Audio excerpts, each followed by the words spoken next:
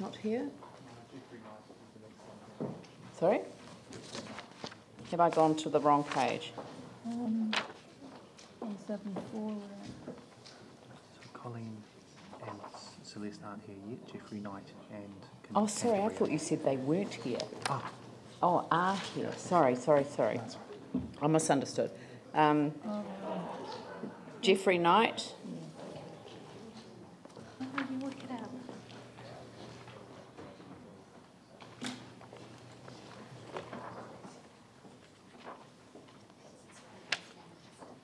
Page 174. Thank you. Good afternoon. I want to speak in fairly general terms against the selling of public assets. I think this is, we should start off by recognising this is an ideological thing, it's not rational, and I would like the council to be clear about that, in particular not feigning reluctance to sell assets. I know one or two councillors have spoken in favour in general of selling assets, whether or not the city is in financial strife. I've seen the numbers, the 1.2 billion from Rob Cameron. I am old enough to remember that name from the 1980s. A man who famously sat on both sides of the table whilst getting rid of telecom. I would query using an investment company to come up with the scale of the debt. I do hear that only a very small portion of that is actually verified. I would have thought if you were genuine, you'd get a accountancy company, an auditor to quantify that. Even if we did accept that 1.2 billion, there's the issue of the time frame over which that is due, the bills are due. If some of our outlay is happening over the time frame of decades, then there's no immediate pressure to sell assets. I would also be wanting to compare that figure with comparable cities. I do hear that the 1.2 billion sounds a lot when you say it quick, but we are a fairly significant city. It's not out of proportion to other cities. I do think it's a fundamental responsibility of the council to maintain and enhance our asset base in general.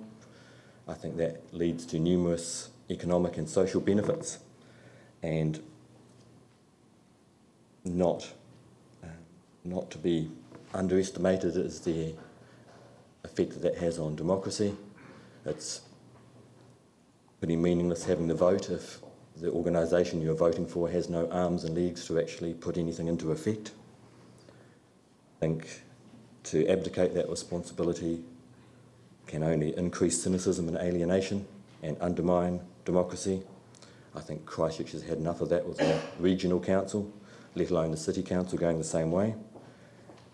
I think if you look at societies that do run on private lines and have very little public ownership, I think you see societies that are in trouble.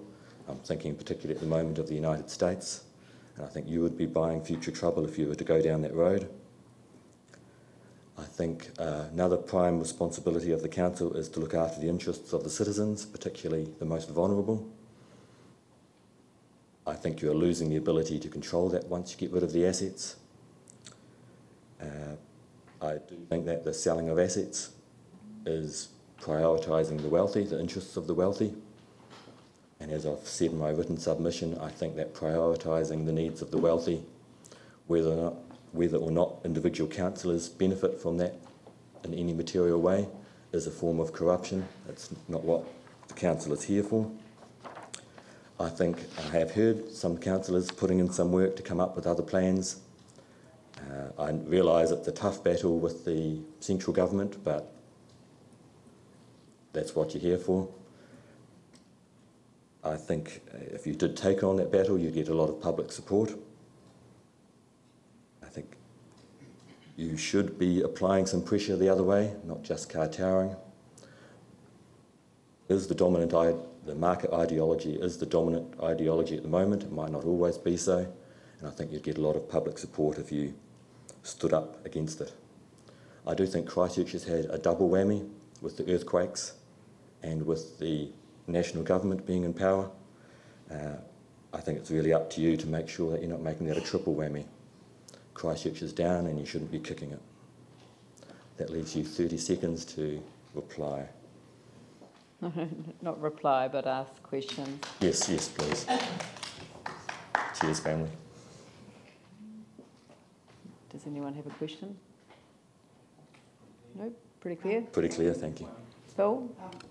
Like you said, are you really saying that in terms of like the proposal, as in the LTP, comes across as like based on ideology rather than the sums? Yes, because the sums themselves aren't trustworthy, like the 1.2 billion. Also, I don't think it makes economic sense to be getting rid of your assets because you're getting rid of future income stream. Thank you. Yep, thank you.